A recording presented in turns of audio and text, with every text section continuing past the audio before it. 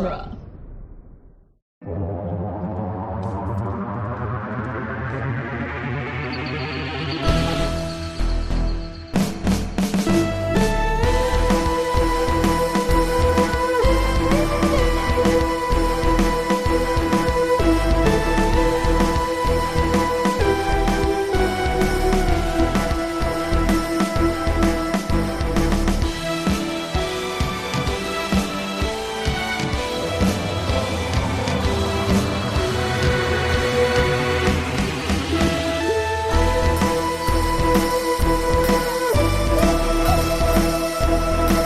Doctor Who The Long Way Round, the weekly podcast where we review, discuss, and recap every episode of Doctor Who, one doctor at a time. I'm Cassandra Fredrickson.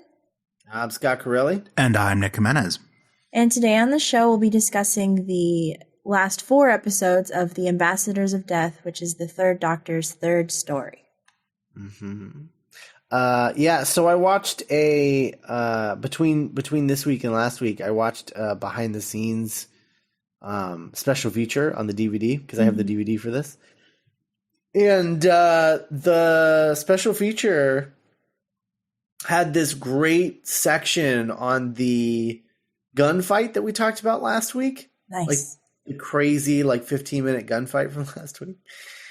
And they were talking about it with the director and everything. And they basically said, yeah, so the script said there's a gunfight. And I just thought, well, we're ahead of schedule. We have a warehouse. We have all these blokes with fake guns and their uniforms. Like, why don't we just take a day and shoot and see what we can come up with? That's amazing. So all of that was done. Every single one of those shots that you saw were done in one take. And all of it was improv on the day. Oh, man, that's inspiring. Yeah. Yeah. And I just thought, wow, that's amazing. It is. That's awesome. Yeah. ABC. Yeah, they said they did something like 40 or 50 setups that day. Oh my God. Because they would just do a setup, they'd yell action, and then they'd do the move, and they'd yell cut, and they'd be like, all right, let's set up for the next one. They just keep going, and they said that they didn't shoot anything that didn't end up in the episode, so that's why it's so long. They just used all of it. Yeah, because it's a long shootout. Yeah, It's so good, though. It is. It's amazing. Also, they said that if you pay attention, most of the people involved die like 3 or 4 times. That's amazing. And then proceed to die in a bunch of people. And then proceed to die in the next shootout. Right. So let's talk about Ambassadors of Death Part 4. So where we last left off, Liz was dangling helplessly from the edge of a small dam. It didn't really seem like a life-ending emergency. Yeah, it was kind of a bummer. It was very much.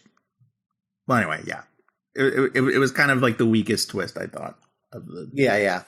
So she's hanging off of this bridge, and the people that were chasing her come running up to her, and they help her up, and then they just take her away, and she's taken in to this like bunker area. Where there's like a plexiglass prison where the astronaut dudes are like hanging out. And, so like we meet, Dr. Lennox, who's a new character and is working with these guys that are doing something with these astronaut guys. And we're not really sure what's going on, but it's the same people that were involved in the shootout with Unit. Yes. And there's this so she's introduced to them and she's like, Dr. Lennox, you're a coward and a traitor, and he's just like, I'm just doing my job. And she's it's all very upsetting for her. And then there's this bit where the doctor shows up and is talking to, what's the guy's name? The space, like the NASA dude. What's his name? Oh, Dr. Carrington? No, that's General Carrington. Yeah, that's General. Cornish. Oh, right. That's right. Cornish is the space control guy. Cornish, right? Okay, so the space control guy. He's talking to the. Is he talking to the space control guy or Carrington when he's like, telling him like, I think I might like, because like the doctor does this thing where he's like, he's sort of dorky cool, like it's this weird move that only Pertwee has, where he's like really cool, but he's like really dorky about like what he's talking about. Like I don't know how to describe this, but it's like only the Third Doctor does this move. It's sort of like his signature thing, but I don't know. So anyway, he's like the Seth Cohen of doctors. No, because like Seth Cohen's not cool. He's always just dorky, but you just like him for it. This is like he's like suave. So he's like the Ian Malcolm of doctors. Yes, that's correct. Ian Malcolm could totally pull off playing the Third Doctor, I would say, in most cases. With that cape. Yeah, he'd totally pull off the cape. So anyway, basically, Carrington is like, okay, we can't find these astronauts. We can't find these astronauts. And we think that they've been stolen by a foreign country. And the doctor is like, no, I don't think that that's true. I think the astronauts are still in space. And I think this message that you got, that we're getting, the impulses, that if I can decipher them, then we'll be able to figure out how to get the astronauts back. And Carrington is like, well, that's dumb, but you can go waste your time, whatever. And then the doctor leaves, and he's just like, he's got this look on his face like he's on to me. General Carrington. So I'd hate to hug you to death. So the doctor comes in. He's like talking to. So Cornish and Tautalian are figuring out how to get the capsule into space without having to while also like cutting corners and stuff, like the capsule that they're going to send the doctor into space with. And the doctor comes in. He talks to Tautalian, and they like make up. They're like buds now. And Cornish is like, hey, so what's the deal? Where's Liz? And he's like, the doctor's like, I don't know. There's no news. We don't know where she is. But he wants to use one of the computers so he can figure out more about the impulses and stuff. And then the phone rings, and a voice on the other side of the phone wants to talk to the doctor. So Cornish gives him the phone, and the voice on the other side says to stop interfering with Liz. Or stop interfering with this whole process, or Liz will be killed. And they're like, stop trying to decode the message. Stop wanting to be a pilot. Stop doing all of the things you're doing. Just stop.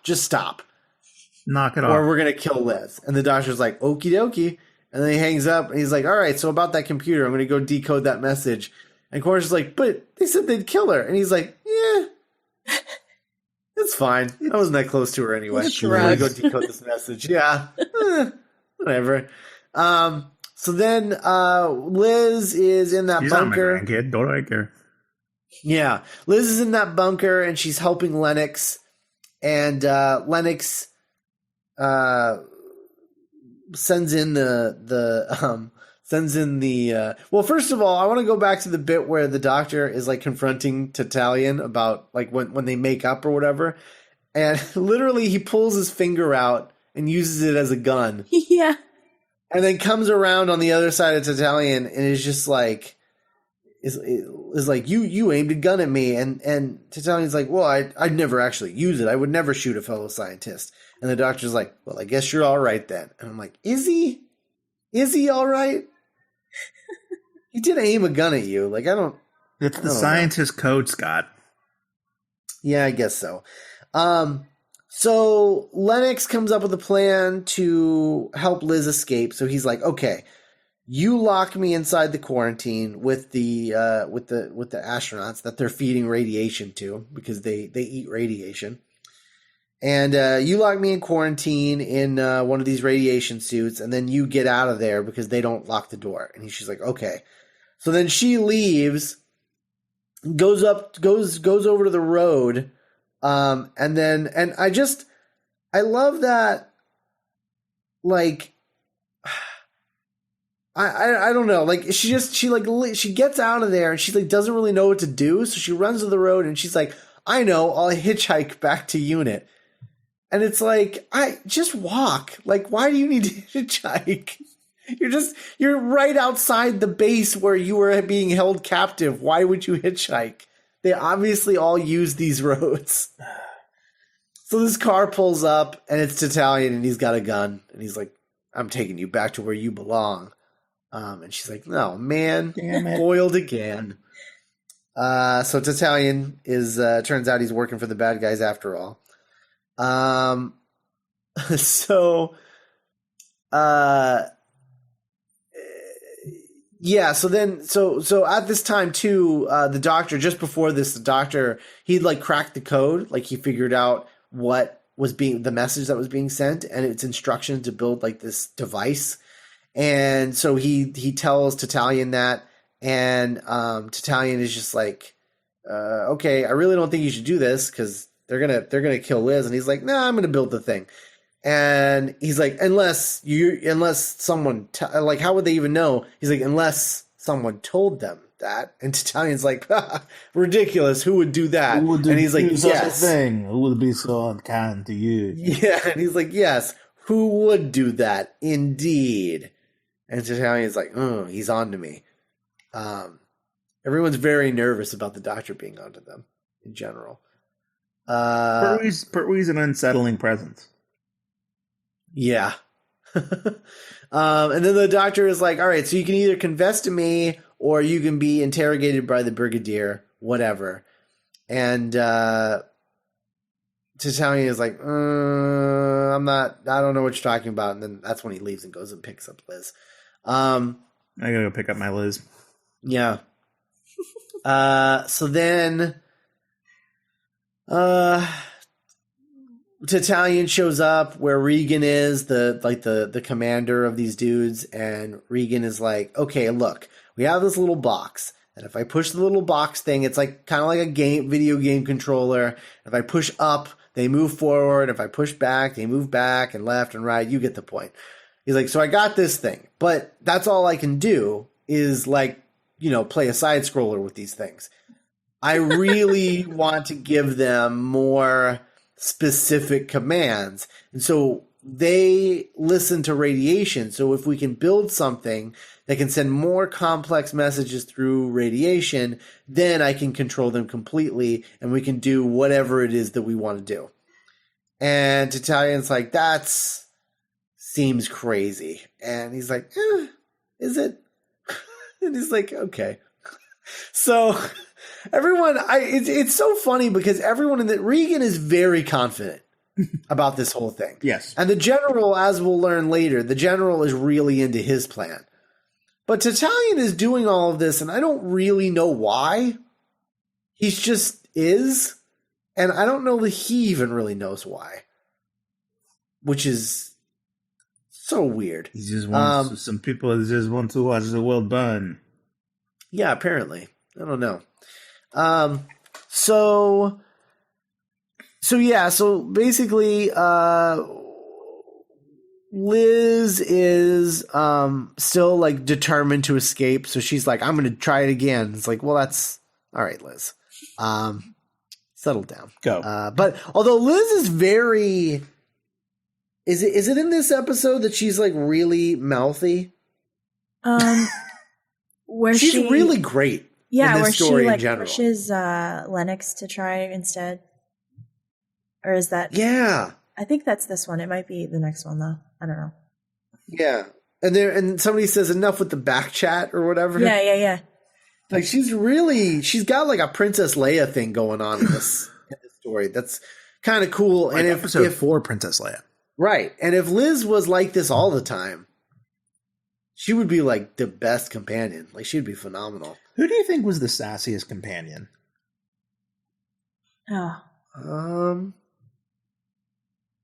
That's a good question. Ace? Yeah, probably. I would say either Ace or Tegan? well, Tegan wasn't sassy so much as she was just like whiny. Yeah. I would say either Ace or Leela. Because like Leela was pretty sassy in her own way. Yeah. You know, like it's not what we would think of as sass, but like because she's like this like savage like crazy woman. Yeah, when they stopped doing warrior. the Eliza Doolittle thing, like Yeah. it's sassy. Yeah. Right. Okay, yeah. Yeah. Eliza Doolittle. I mean it's My Fair Lady. That's what it is. Yeah. You're right. So Regan gives Tatalian a bomb to kill the doctor, like a suitcase bomb. He's like, all right, I'm going to set it for 15 minutes. And so you're going to get in a room with the doctor. You're going to turn it on. You're going to leave it in the room with the doctor. You're going to leave. It's going to blow up 15 minutes later and kill the doctor. And then all of our problems are gone. Explodey go boom. And then Tatalian's like, yes. And he turns around and then Regan turns the timer from 15 to 0. And he's like, all right, here you go. And Tatalian's like, excellent. All right, I will definitely kill the doctor. This is going to be great. So then, yeah, at this point, like Cornish is like trying to put this plan together to get this capsule up into space to now not just save 2 astronauts, but save a third that they lost. And he's like, God, all of the astronauts have been transferred to Sir James. Like, I don't know what I'm going to do. And then this is the point where the doctor is like, I'll pilot it. He's like, what do you know about piloting spaceships? And the doctor's like, I'll have you know, I know more about space than you'll ever know. You jerk. I can take more pressure than you. My body can handle more pressure than you. Yeah. And all of the astronauts have been transferred to Sir James because as it stands is that actually Sir James is in on this whole thing as well. The old Earth bitch. Everyone is just in on this plan. It's so weird. Being glass. Very political conspiracy going on. Again, very, very much in the vein of what we were talking about. I forgot Cass turned a really cool turn of phrase last week, but I can't remember what it was. Political thriller? But it was like space. Oh, like space. I forget. Space espionage. Procedural? Space espionage. That's what it was. Space espionage. Yeah. And then very much in the vein of this past season where we had a lot of the Doctor working with UNIT again. Yeah. I like the Doctor with UNIT. Yeah? Yeah. Yeah. So the doctor is like, yeah, I'll pass whatever test you need. Like, I'm going to do this. And Cornish is like, well, I don't really have any other options. So then Tatalian comes back and he goes into a room and the doctor follows him there. And he's like, hey, so remember what we talked about you coming clean and me not telling the brigadier? And he's like, yeah. I'll keep thinking about it. But I need to go to my car and get some information. He sets the bomb to explode. But because the timer is set to 0, it just explodes instantly. He just turns it on. Ah! Like, there's like sparks. Yeah. Yeah. Oh, God. No chill. Yeah. No. So anyway, Tatalian's dead. And we hardly knew where you were from. Yeah. Tatalian's dead. And the brigadier and the doctor are like going through the debris in the lab, and the doctor's got this like great Band-Aid on his face from getting cut up by the debris of the explosion, which is a super minor explosion, all things considered. Right. Like it's I mean, I really feel like Tatalian's only dead by luck because he just happened to be right in front of it. It's a BBC size explosion. Yeah, but I mean, even without seeing the explosion, looking at the debris, it really wasn't that bad. Right. You know, it was like pretty. As far as explosions go, it was a pretty chill explosion. It was like a, like a science fair project gone wrong kind of explosion. So Sir James is talking to General Carrington. He's like, look, I've done everything I can to block Cornish's flight, but I can't do anything else. Like, I pulled all the astronauts out. He found another astronaut. Like, I did all I could, but I can't do anything else. Like, why don't you just tell them the truth? And Carrington's like, I can't do that. I can't do that. He's like, but if you told them the truth, they won't send the capsule into space. And you said that it could lead to a disaster for the entire world. And Carrington's like, yeah, I know, I can't do it. Sir James is like, God damn it. This general. God. So then an astronaut. So Regan is bummed out that the doctor survived. But, you know, it's his own fault for not following the plan, I would say. And making a weak ass bomb. Right. Yeah, I know. So I mean, if you're wanting them to not send the shuttle up, I mean, you got all that jet fuel. I'm sure that can make some really great bomb stuff. I don't know. Anyway, shuttle fuel, whatever, all of that fuel they were talking about. Mm-hmm. A bunch of chemical compound names. I don't know what they were. You know, like they're like, yes, we've got 2 tanks of like R-37. You're like, what does that mean? Okay, whatever. You know? So he Regan sets up the astronauts, the little cosmonaut dudes with no faces. He sets them up and he's like, all right, I got this controller. And we're gonna send them on a mission. So then the one of the astronauts approaches a military base and they fire on it, but it like keeps going and it like radiates the fence and kills the guard and walks into the inside area and starts killing all the workers inside. And a guard finds a machine gun, but like the astronaut still kills him. And then at the same time, the doctor finds is found that the device that he is building translates the alien impulses into human speech. And so he's like, oh, so like if this little piece does this, like I could build the rest of the machine, could probably do a bunch of stuff. But I need all of my parts. And the brigadier's like, look, most of these parts we're getting in from Japan. And like, this is the 70s, dude. This stuff takes time. Like, calm yourself. You're the one with the TARDIS. Go pick it up yourself. But of course his TARDIS doesn't work. So he's gotta wait for his parts the long way around. Let's sing music. So then the phone rings and it's Sir James for the doctor because he's going to try and tell the doctor the truth about everything to stop him from piloting the capsule because it's the last thing that Sir James can do to stop the thing from going up. And the doctor agrees, but the brigadier is like, I'm going to come with you. And he's like, okay. So it turns out that the astronaut at the military base is actually at Sir James's military base, and he walks into the office, he kills Sir James, and then he goes into the safe in Sir James's office. He uses radiation to like bust it open and blows up all of everything inside the safe. And then the doctor comes in, he's like, oh no, Sir James, you're dead. And as he's like checking him out, the astronaut starts coming at him from behind. going to kill him next. Yeah, it's kind of a bummer. We were just talking about how good the twists were in the first 3 parts, and I feel like this is the first kind of standard Doctor Who cliffhanger, you know? I really like the angle that it's at, though. Yes.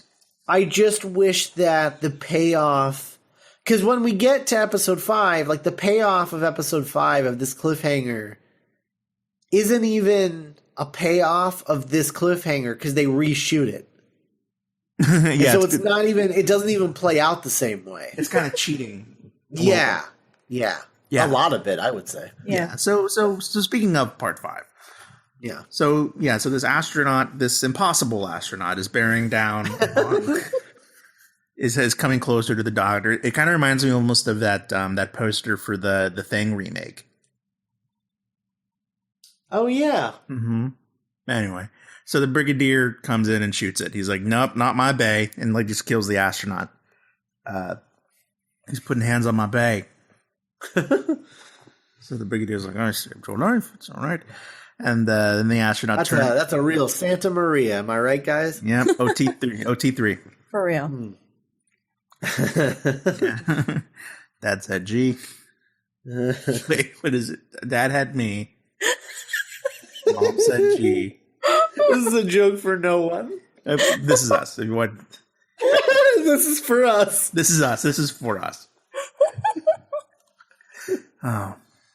Big 3. Oh, God. So then the astronaut's like, who's shooting at me? And then tries to attack the Brigadier. Then it escapes and just kills a random unit soldier.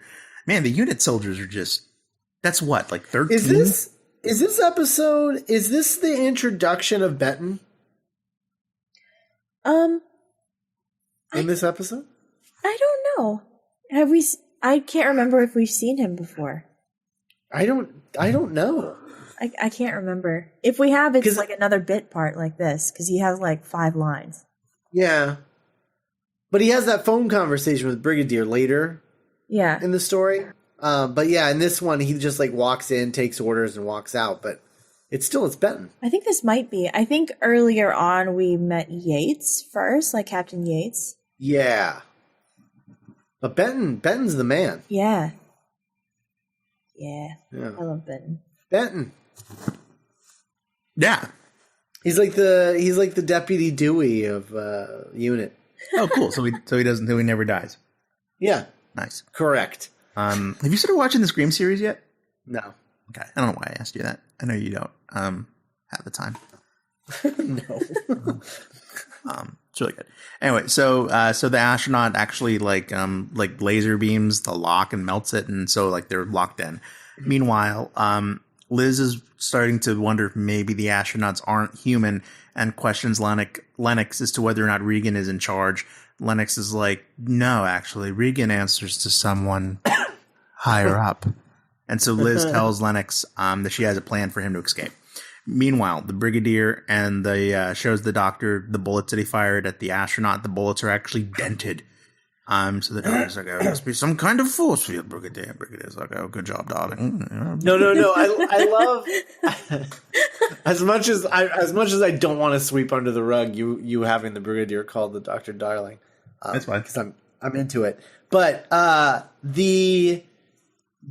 favorite Brigadier moment, at least in this episode, maybe in the whole story, I don't know. But my favorite Brigadier moment is just like the Doctor's like, look at these bullets. I'm like, oh, what could cause that? And he's like, yeah, some kind of force field, I guess. You can't shoot him with bullets. And the Brigadier goes, oh, so they're unstoppable then. And the Doctor's like, well, I mean, you can stop them with things other than bullets. So basically, they're unstoppable. He's like, hey, we should just give up. Just give up. I can't shoot them. What else is there? I know. How am I supposed to solve this problem? I can't shoot it. I don't know what God you pray to, Doctor, but I pray to this. And he holds up his gun. Oh. This is what I believe in. Oh, it's so good. I love it. He's very American in that way. Yeah, he's a lot like I would be surprised if Nick Frost's character on Spaced wasn't somewhat based on Brigadier. Oh my god, yes. Yeah, the mustache. Yeah. Right. The hat. With the guns. The whole thing. Also the villain in Jumanji. Sure, yeah. He could be the Brigadier. Yeah. The villain in Jumanji. Same actor that played Alan's Parrish's father. Lairs. His greatest. Oh, right. Yeah. His greatest fear was his father. Right. And also being hunted by a safari guy. Yeah. Englishman, I guess. Colonialism. Yeah. Yeah. So, so a unit soldier says that there's strong traces of radiation leading outside the building. The brigadiers said that, so the astronaut must have been collected by a vehicle because it just stops, right? You know what I mean? So the brigadier wonders why all this is happening, and then maybe it's some kind of conquest. And the doctor says maybe that's what we're supposed to think. You stupid man. Meanwhile, the astronaut returns to the lab. Meanwhile, Cornish is explaining the capsule to the doctor. He explains that because all the blocks are already established before Sir James died, they actually have to mix standard fuel with a type of fuel named M3, which has never been used before. The doctor's medical report is presented to Cornish, and he's like, "This is weird." And the doctor's like, "Yes, quite weird." It's like, your lungs are where? Like, never mind. It's fine. Let it happen. Just be cool with it. The astronaut collapses as soon as it's in quarantine, and then Lennox has to re-radiate it. This is a very radiation-heavy episode. Yeah. Well, I mean, that's like the whole plot point. Yeah, it's true. So Liz asks Regan what it's been doing, and Regan says that it's been killing off all of her unit friends. And then once he leaves, Liz accuses Lennox of facilitating the murder. Liz says Lennox should go to the Brigadier and that she can help him talk his way out of it.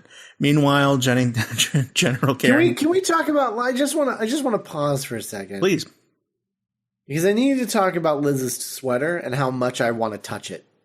Okay. That's all I can think about the whole time. The whole time I'm watching this. Like, it's so fuzzy. You know? Yeah. Yeah. I don't know. No, definitely. It's really fuzzy. It does. It looks. I don't know. I don't like fuzzy sweaters. I don't like the idea of wearing something that's like prickly. No, I mean I wouldn't want to wear it, but I want to like find it in a store and like touch it. That's so weird. Is it? You don't like touching soft things? No, I don't understand. It was really distracting because oh my god. I don't know. Just like walk up to someone and be like, "Your sweater looks really soft. Can I pet it?" Well, no, he's talking about it hanging on like a rack. Oh, okay. Yeah, like at a store. Like I want to find her sweater and I want to pet it. Like Heath Ledger in Brokeback Mountain. Yeah. Right. Exactly. Totally same context. Yep. It's a good movie. Did you see that Ang Lee passed on directing the Mulan movie? I did. That doesn't surprise me. That would have been interesting. Eh. Oh, well, I think I like Ang Lee better than you do. Yeah. I probably like at least 25 Asian directors more for Mulan. They're going to say you like 25 Ang Lee movies. I'm like, that's a lot. I only like 25. Like everything he's done except for Hulk. And parts of Hulk. Oh, man. No, I'm not a fan. I can't. Oh, you know what'd be really good is Zhang Yimou. Who's that? He directed Hero, House of Flying Daggers, and that Great Wall movie that's coming out. Yeah, he would be good. Mm-hmm. He's brilliant. Anyways, anywho's. So General Carrington enters Space Center and tries to stop the launch of the capsule. Cornish points out that he can't do that because he's only a General Carrington and not a Supreme Admiral Carrington. I just pictured a Care Bear, but a Care Bear that's dressed like Ben Mendelsohn in Rogue One. Yes. That's amazing. So Carrington says that if Build-A-Bear isn't selling that bear, they are missing out on a major opportunity. Oh, General Barrington. General Barrington. Hello. Hello. The Death Star will be completed on schedule. Man, we haven't even heard what Ben Mendelsohn's going to sound like in that movie. Have we not? No, I don't think he's had any lines. What? Yeah. Well, there's a new trailer out tomorrow. Well, did you see that poster? Yes. Looks tight. First poster, first painted poster that they've ever done. Nice. Of the new movies. First painted poster, like official, real painted poster I've seen in a really long time, actually, in general. Remember that, who's the guy? Who's the poster guy? Really famous one. Struza? Yeah, didn't Struzen do like a limited edition Force Awakens one? Yeah, but it only had like one character on it or two characters on it. It was like a really simplistic one. It wasn't in the style of his normal posters. Yeah, it looked weird. Yeah. It wasn't as exciting as I had hoped it would be, and then it wasn't a real poster. It was like a Comic-Con mini poster. Mm-hmm. I hope they do. I think that'd be funny if they did for when Dark Tower comes out. They just do the poster that he did for The Mist. Well, that'd be pretty great. Right. Anyway, so General Carrington thinks that this is all the work of an alien invasion with the collaboration of a foreign power. The doctor says that doesn't explain why you're against it. And Carrington says, well, I believe that the capsule should carry a nuclear warhead instead. And doctor's like, of course that's your answer to something. You're a human army person. Carrington says that he's going to take the objections to the highest level. You know what I like about the plot of this story following the Silurians is that the Silurians ends with Brigadier blowing up all of the Silurians just for the sake of it. Yeah, Right. very, very kind of Xenophobic. Yeah, kind of move. and the doctor doesn't like it. No, and then this story is all about a xenophobic general wanting to send a nuke to go blow up whatever this thing is. Yeah, so the doctor's objections to it like kind of mean more. Yeah. Like, he's just like, God, this again? And it's also a thing where it's like earning the doctor's, like the Brigadier earning the doctor's trust again. Yeah. Because the Brigadier is on his side this time. Mm-hmm. Yeah, I think it's supposed to show like character development and make him a little more likable after blowing up all the lizard people. Right. I really like that. That's good because you don't see a lot of like dramatic continuity in Doctor Who, Right. very much classic Who, very much. Sure, so like the dramatic stuff carrying over. Right. So it's like it's really nice seeing this story as an answer to the previous one, sort of. You know. Mm-hmm. Yeah, it's like starting to be like, hey, this doesn't have to just be something that's on before the football game. Right. Yeah, so the astronaut is recovering. Liz and Lennox are arguing. Liz tells Lennox to tell the guard that they need more isotopes and that he needs to see Reagan. Lennox tries, but the door is locked. So Liz makes up a story about the astronauts dying and convinces the guard that that's true. So Lennox still isn't able to leave, but Liz convinces him that the death of the astronauts will be on his hands if it happens. And then Lennox also adds that he's not a prisoner, and the guard is convinced and frees Lennox. Yes. Meanwhile, the capsule is ready, and the doctor is summoned to be part of the preparation room. And the Brigadier asks the doctor why the launch time isn't brought forward, and the doctor says that it's an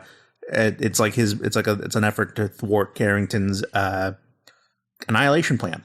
One of my favorite parts of the John Pertwee era is his how John Pertwee is treated like a Barbie that has like different outfits Yeah. in each story. And like, last story we got tunnel digging doctor. Mm-hmm. And now in this story we get cosmonaut doctor. Yeah. I'm into it. I love Pertwee and other costumes. I just love that he gets bored of wearing his outfit and he's just like, I want to wear other things. They're like, okay. Like he'll be like a nurse. Yeah. Oh, he gets really fun ones later on. Nice. He dresses up as something else almost every story, at least once. Does he ever dress up as a cowboy?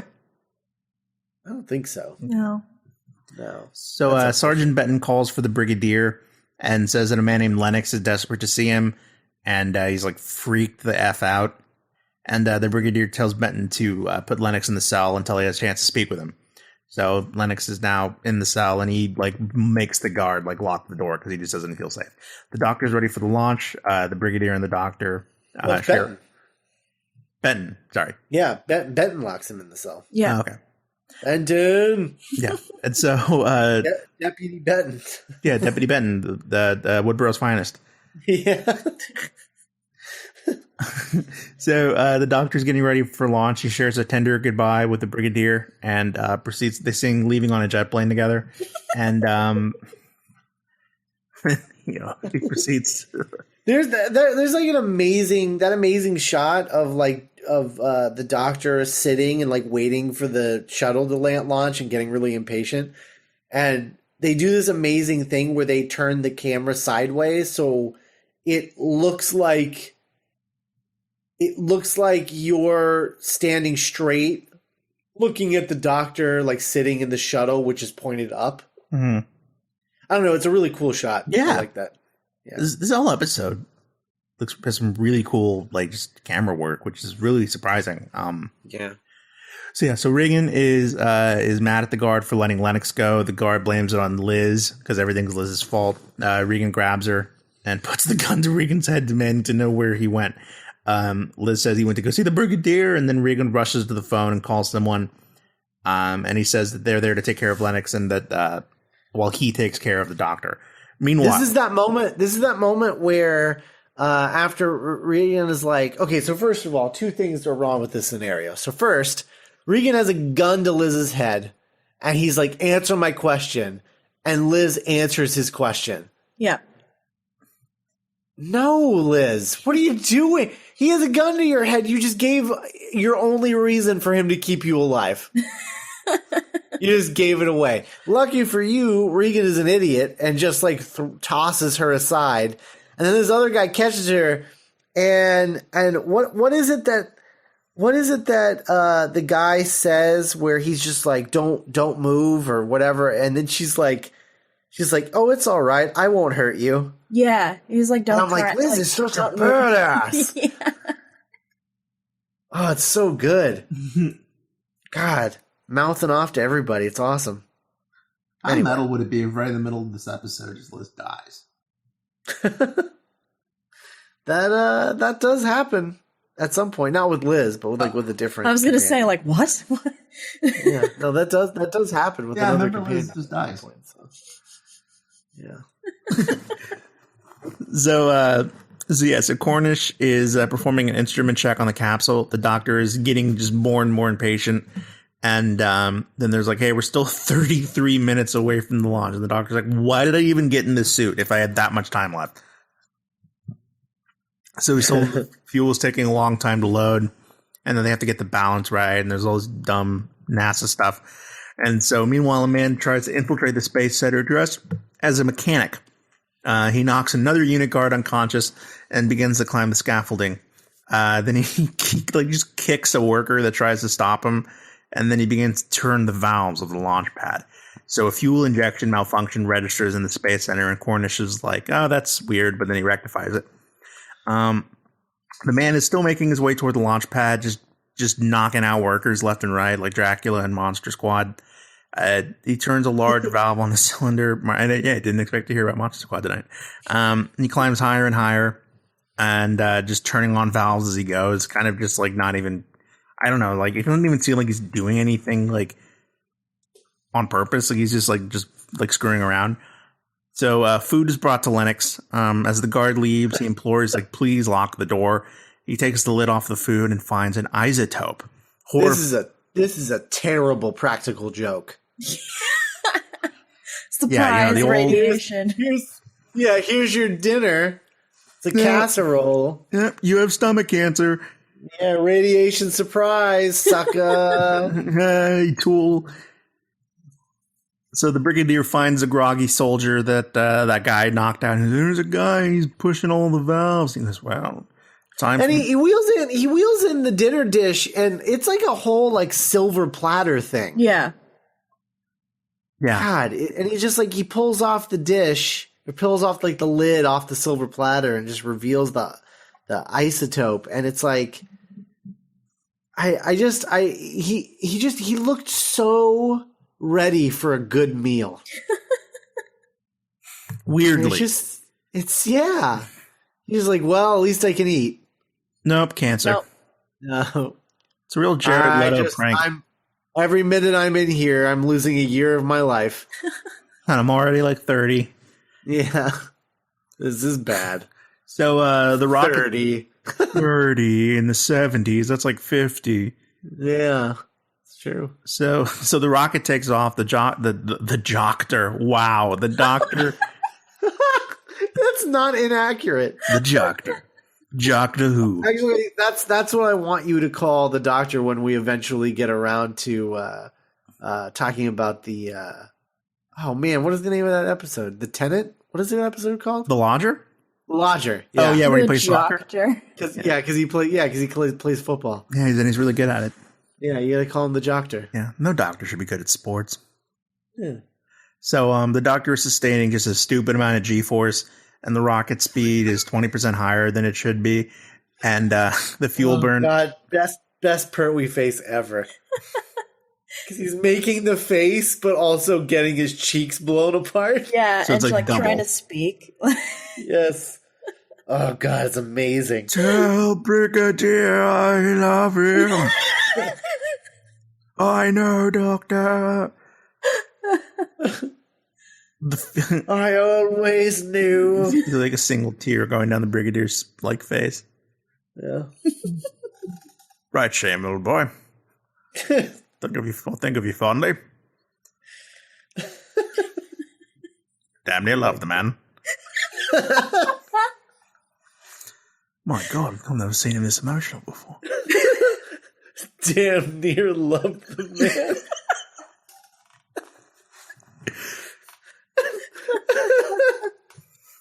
So they're trying to. I hope those are his final words in that nursing home. Oh, damn near love the man. I've never heard a more perfect line of Brigadier dialogue. And that's like the highest compliment he's ever given anyone. Yeah. So near it. This close, but not quite. Not as much as I love the Queen and country. Winston Churchill. Oh my God. So the fuel burn's not reducing, and the doctor's gonna like blow himself up. So Cornish implores the doctor to try and let the fuel burn naturally, but the heat has been corrupted. So the rocket is now 37% higher than it should be. The doctor tells Cornish to jettison stage 1 of the rocket, but Cornish says that would mean that the doctor would struggle to even get into orbit, and the doctor's like, "No time, we have." And so Cornish orders the jettison and stabilizes the rocket. And so then at that point, the doctor is informed that there is a saboteur aboard the thing. So Lander Cornish, which I just love, because I just feel like the doctor would just be like, oh, really? Oh, is really? That right? Good. I was wondering if this was all completely your fault. Right. Oh, is there a saboteur? Good. You guys aren't inept as crap. Yeah. So Cornish is directing a very chill doctor towards Marpro 7. The doctor links the capsule to the probe and unlocks himself and is ready to move into the probe. Cornish warns the doctor to like be calm, but the doctor's like, dude, I was born calm. I regenerated calm. You need to step off. And then as he opens the hatch, Cornish warns of a UFO that is in collision with the doctor and orders evasive action. The doctor looks out the window and sees a large red disc quickly with quotation marks approaching him. The classic Who version of quickly. Yeah. And that's where the episode ends. Yeah. Something's coming for him. Something wicked this way comes. Yeah. Yeah. Yeah. So, spoilers, it's a spaceship. It's an alien spaceship. And they, like, beam the doctor aboard. And there's this voice. That scene where he's outside the ship and he's, like, looking at this, like, crazy tunnel thing. Yeah. And it's literally walking toward the light. It's the most insane thing I've ever seen. It's very 70s. Like, that's 70s Who in a nutshell, I think. It's a good effect, though, to be honest. Yeah. Like, I mean, Cool. I know he's obviously walking, like, on a solid, like, green screen kind of thing. But it looks like they drew the overlay really well. So it looks correct when he's walking. Mm-hmm. Instead of just slightly off. Right. It looks like he's actually walking on it. They did a really good job. I also like that the design isn't like standard 70s, like very white, pristine sci-fi. It's just weird red oval intestine thing. Yeah. It's cool. Yeah, it's good. It's kind of Star Trek-y, to be honest. Yeah. Like OG Like Star Trek. Right. Classic Star Trek. Yeah. That's what it looks like to me. TOS. Good. This is, you know what's crazy is that this episode is post the entirety of Star Trek. Oh my God. Isn't that nuts? Yeah. The War Games is post Star Trek. Yeah, a lot of it is. Yeah. Oh my God. Anyway. That's Yeah, it's crazy. nuts. Yeah, I know. I mean, it only lasted, 3 seasons? 4 seasons? Right. Yeah, Three. 3 seasons. 3. Big 3. 66 to 69. Yeah. Yeah. Dad had me. Mom said G. Oh my God. I should have seen that coming. That number is ruined forever. OT Big 3. Well, it used to be, we should at least be making the joke of the power of 3, right? That's true. At least it's beyond brand. Yeah, at least beyond brand. Come on. The power of 3. The love of my life and my husband.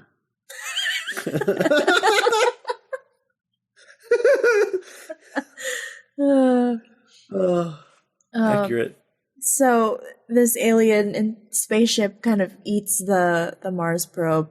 He gets beamed aboard, and this voice is telling him to open the hatch, and he'll be fine, whatever. And the alien explains that the humans are being held aboard the alien spaceship, and the alien asks the doctor about the alien ambassadors, and the doctor's like, "What? What are you talking about? That's what they are?" And the alien's like, "Well, I'm gonna keep you hostage, and unless the ambassadors show up, we're gonna blow up the Earth, or just destroy the Earth, because that solves everything." So I mean, they're not wrong. Yeah, but why would you blow up the planet with your? I don't know. So they Revenge. I'm gonna kill these 3 guys that I cared so much about. No, they damn near love them. So. But duty is duty, Cass. I guess so. Look, love is one thing, but Queen and Country is quite another. But glorp, glorp, and planet. Glorp and Homeworld. Love and Homeworld and all that. So glorp, glorp, and Homeworld. Damn near love them. Damn near love them all. They're the boy. The Brigadier's just like, I like these guys. I understand them. So these the aliens in the astronaut suits were sent to Earth to kind of establish a peace treaty, and mankind is terrible at peace treaties. So the terms of the agreement have been broken because the ambassadors are being held hostage. So the Doctor is very quick to kind of avoid global catastrophe. So he's like, okay, so I give you my personal guarantee, like Scout's honor, that I'm gonna go back to Earth and I'm gonna tell them that we messed up and I'm gonna send you your guys back and it'll be fine. Chill. And the alien's like, oh, okay. But there's this like really weird scene where the Doctor, like, he sees the three astronauts and they've been like brainwashed, and I don't know what they're watching on their like fake television, but is it like, I don't know, it's weird. So the astronauts, No, it's like a game, like they're playing like Pong or something. Oh, yeah, because they were all like egging one of the guys on, and they have like controllers. Oh, okay. I thought they were watching like a soccer game or something, like a fake soccer game. Oh, I don't know, because they didn't really show the TV, and the TV looked off, so I just assumed it was like some kind of like Pong. Yeah, because like Pong has like a dark screen, you know. Yeah, I don't know if Pong is invented yet. I don't know. This is like 1970. Yeah, I don't know if it's literally Pong. They're playing like some kind of alien video game thing. I don't know.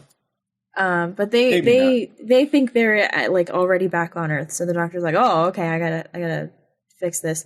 So the Doctor think they're in quarantine. Yeah. So the Doctor comes back down to Earth, and the Brigadier's like, oh, I need to go to him. But Cornish is like, hold up, he needs to go through decontamination. And the Brigadier's like, oh, how long does that take? And he's like, oh, about an hour. And the Brigadier's like really outraged that he has to wait an hour. To be reunited. Right. And the Doctor is also very impatient, but my special boy. But when he's touched down, Regan, one of Regan's, is it Regan or like just this dude that's working for him, like floods the chamber with gas. I can't remember which one, if it's literally Regan or not. I don't know, but he's busy. He's a busy guy. So the Doctor gets knocked out with this gas and kidnapped, and the Doctor like wakes up in Liz's lap or something, or like that's what the angle. It was weird.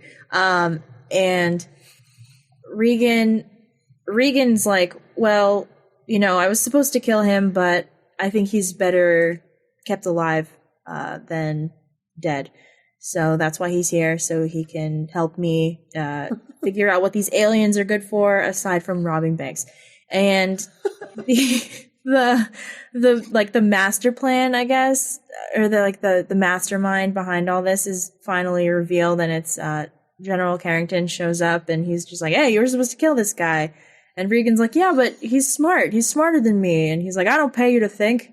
And so Carrington pulls a gun on the Doctor and says, it's my moral duty to kill you. And the cliffhanger is just this gun barrel.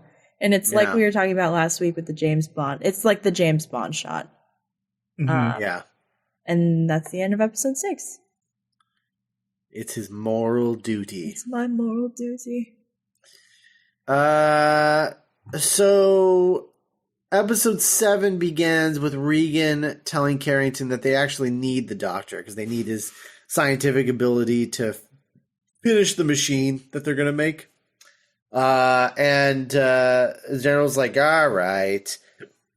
And the Doctor is like, okay, can you explain to me what is going on exactly? And the General's like, okay, so look, I'm super racist.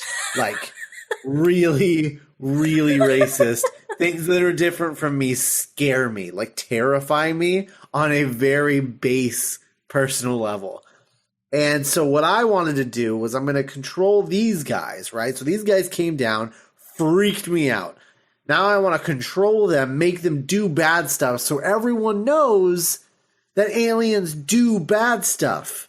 Yeah. Then, because they'll know that aliens do bad stuff, they'll allow me to blow them out of the sky, and then we won't have to worry about them at all. I'm going to tell everyone that the aliens have been sending emails on a private server.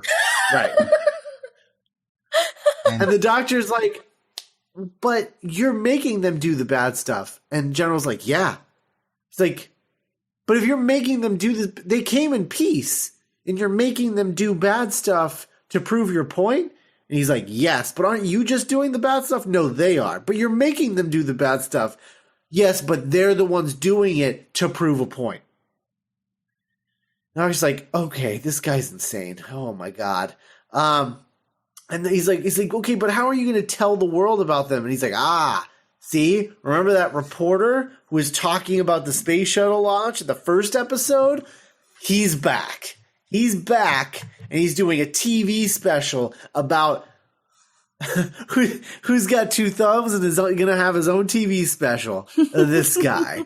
So he's going to go on live TV. He's going to unmask one of these astronauts, and he's going to be like, look, aliens. And also, they're evil because they're killing all these people. It's really messed up. Let's blow them out of the sky. So that's his whole like evil plan.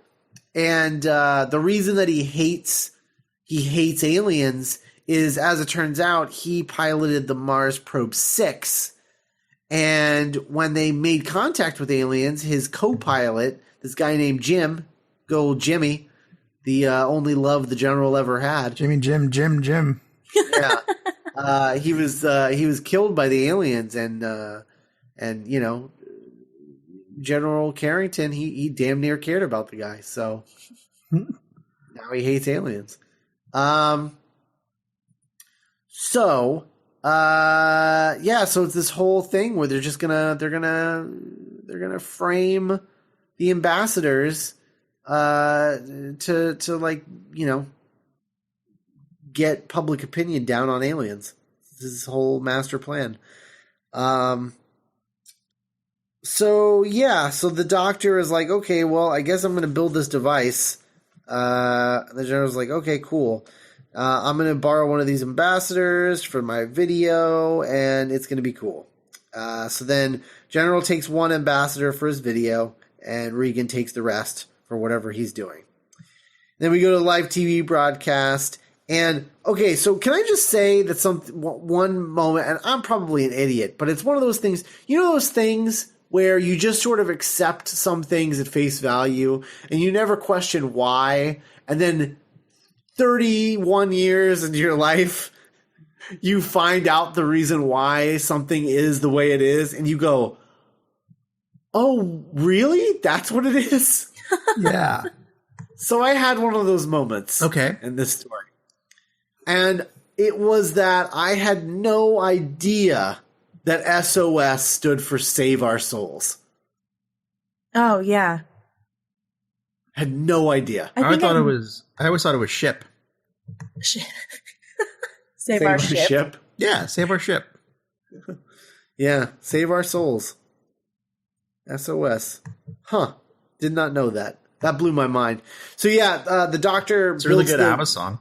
The doctor builds a machine and he starts SOSing with it. And on the unit like radio feed or whatever, and they're like, SOS, nobody's used that for like 20 years. And I'm like, come on, Benton, really? 20 years? No one has used SOS in 20 years, really? 1950?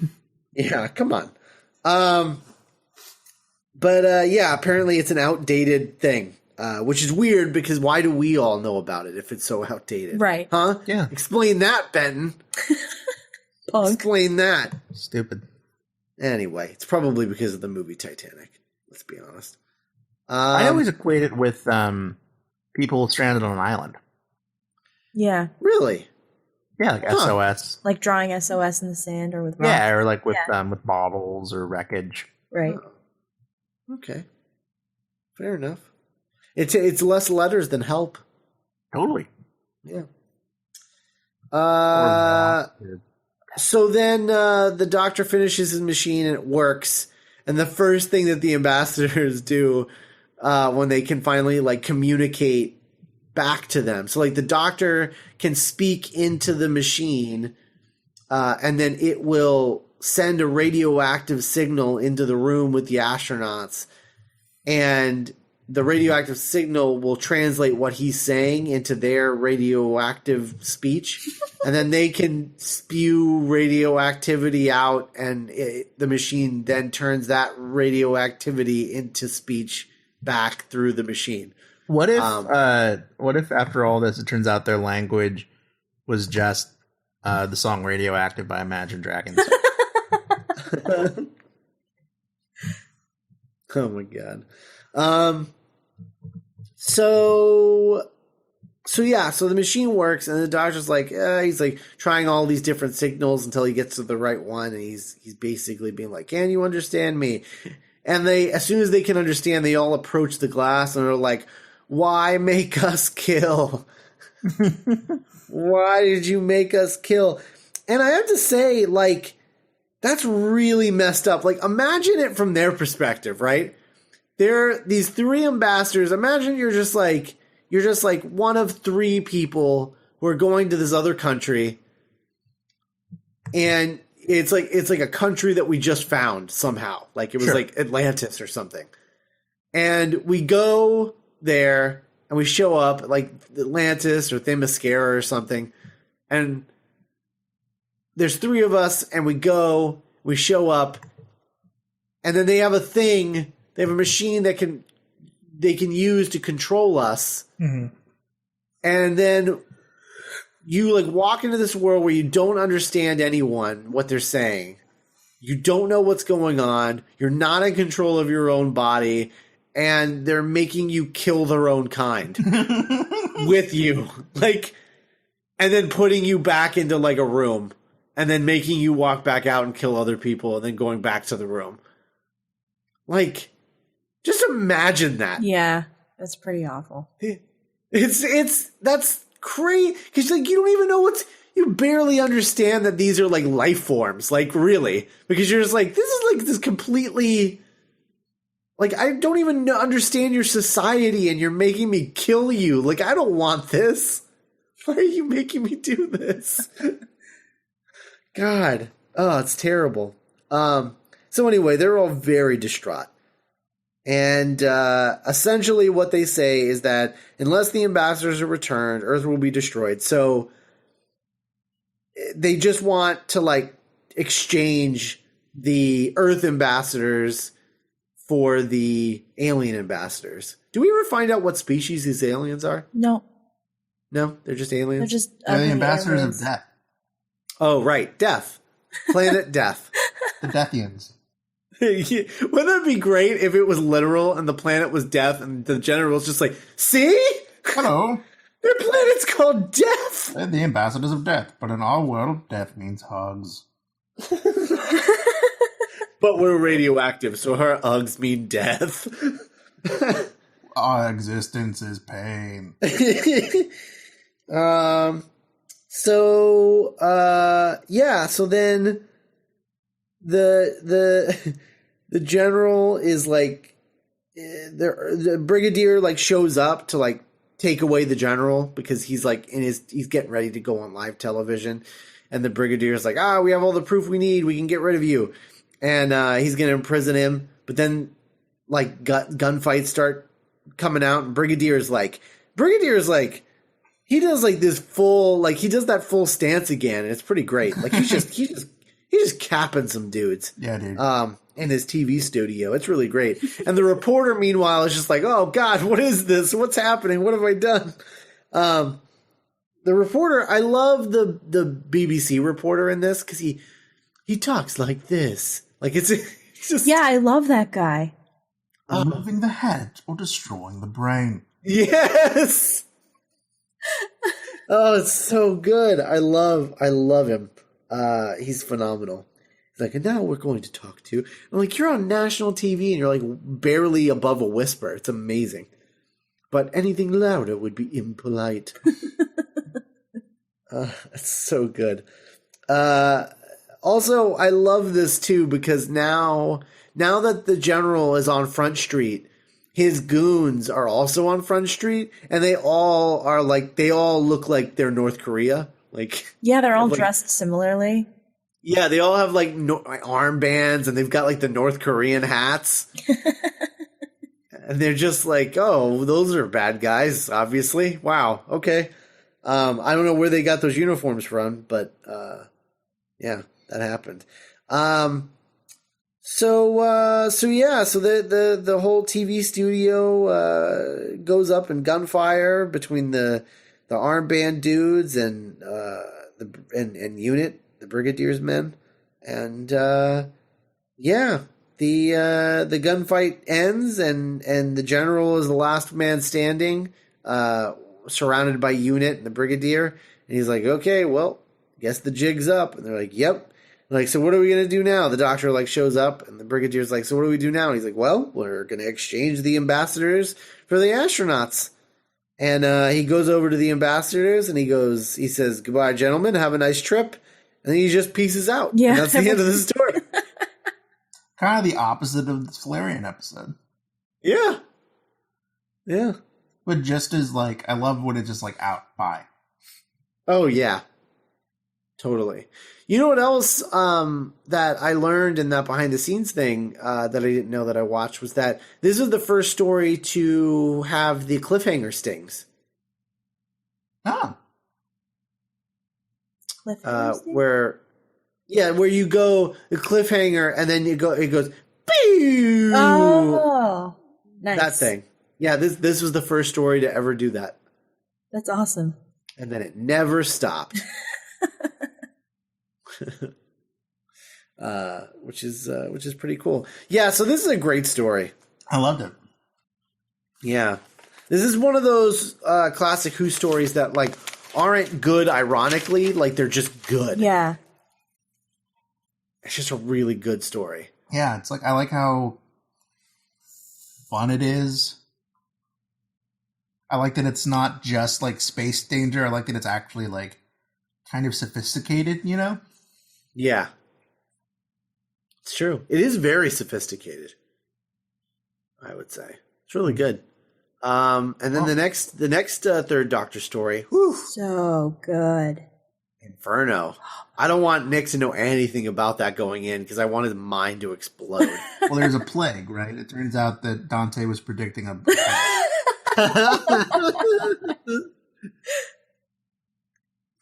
Oh man. Is Inferno 7 parts or 8? Jeez. I think it's 8. No. I think you're right. I think it might be 8. It's so good though. It's amazing. That you don't even feel the 8 episodes because it's so fantastic. No, it's 7. Oh, okay. Yeah, it's 7. Yeah, because it's 4777. That's right. Okay. Yeah. For this season, and I mean we'll as we'll talk about next season when we talk about Inferno. This is the best season of Classic Who, like inarguably the best season, because there's not a weak link in the whole thing. Okay. Yeah, if you're coming from that. Yeah. It's like 4 absolute mind-bogglingly classic episodes. Yeah, and they're all good in their own specific way. Right. Yeah. What was the weak link in Series 9? Farting aliens, right? No, that Series 1 is what you're... Oh, Series 9. Series 9. The first season of... No, that was last season. Yeah, this last season of the show. Probably the Azkaban episode, right? Azkaban episode. Yeah, the one where they're like seeing themselves with the adventure. What? Was that before the flood? Before the flood. Oh, right. Yeah. Oh, that one. Okay, yeah, that one wasn't very good. Yeah. Oh no, the worst one was the found footage one. Oh yeah, the stupid dream. Thing. Yeah. Stupid. Nick liked that one, but stupid. Apparently not a lot because I don't remember that one. That's a Margaitis one, right? Or no? I can't remember who wrote that one, but dumb. Yeah. Yeah, I remember the getting really mad Sandman. about that. The one with the Sandman. Okay. Yeah, that one. It's like, and the twist at the end was that none of it actually happened. Oh, right. And there was no reason to watch it. Okay. What a dumb episode. I just wasted your time. That's the twist. I just wasted your time, and you'll never get it back. I just took 3 minutes of your life away. Yeah, as his face turns into sand, and he's like laughing about wasting your time. It was me the whole time.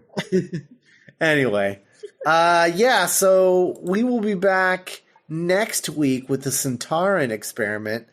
Look for that to be a pretty short episode, because it's only 2 parts. So I can't imagine that one's going to run very long. Yeah. Yeah. So Centauran experiment, one of the weakest episode in that first Tom Baker season. Well, it's got Centaurans in it. And Centaurans are pretty crappy. Revenge of the Cybermen is also not good. Okay. But the rest of them are, like, decent. Right. Yeah. Yeah. Okay. Well, is Siren after Centauran, or is it after Genesis? It's after Genesis.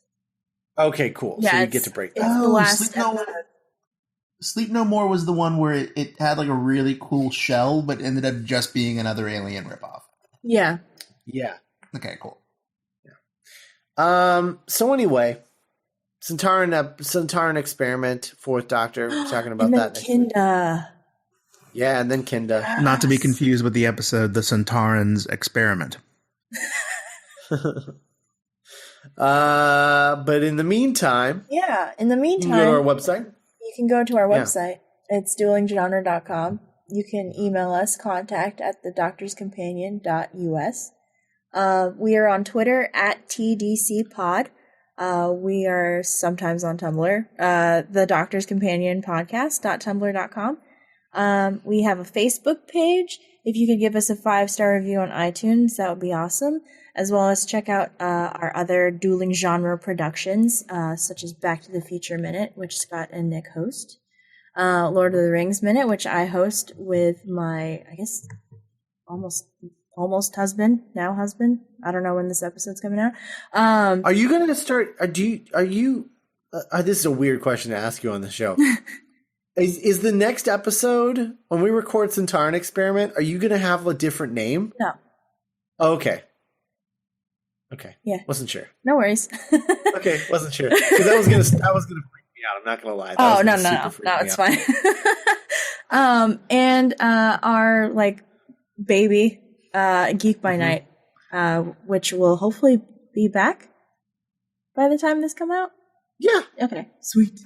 And you can also support us on Patreon, which you can find at duelinggenre.com/support, as well as a one-time donation button and some cool merch. And special thanks to our Patreon associate producer, Leaper182, and we will see you guys next week for the Centauran experiment.